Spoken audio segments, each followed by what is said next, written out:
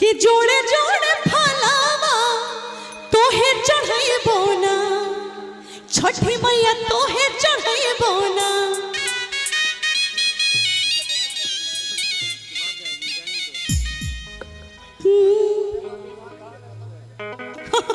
सबको याद है ये गाना, कोई भूल नहीं सकता है।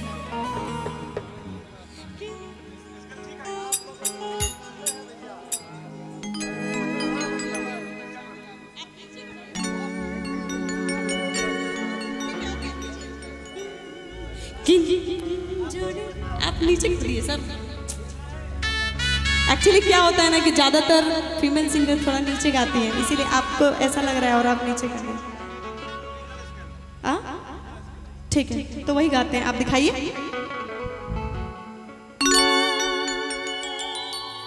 कि जोड़े जोड़े फलावा, जोड़े जोड़े फलावा तोहे चढ़ाई बोना, छठी मैया तोहे चढ़ाई बोना।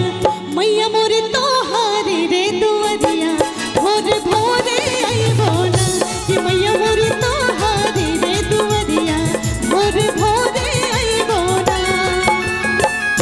जोड़े जोड़े फलावा, जोड़े जोड़े फलावा तोहे चढ़ाई बोना, ये छठी मैया तोहे चढ़ाई बोना। बोलिए छठी मैया की, बोलिए छठी मैया की।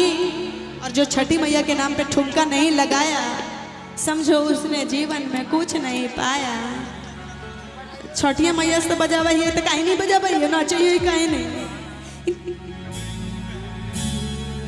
कि छठी मैया तोहे चढ़ाइबो, देखिए एक बार ठुमका लगा के दिखाइए। कि छठी मैया तोहे चढ़ाइबो, ऐसे कर दिए। कि छठी मैया तोहे चढ़ाइबो, कि मैया मोरे तोहारे रे दुआरिया भोरे भोरे आइबो ना, कि मैया मोरे तोहारे रे दुआरिया भोरे भोरे आइबो ना। जोड़े जोड़े सोपावा, जोड़े जोड़े सोपावा तोहे चढ़ाइबो ना, कि छठी मैया तोहे चढ़ाइबो ना। कि मैया मोरे, कि मैया मोरे, कि मैया मोरे तोहारे रे दुआरिया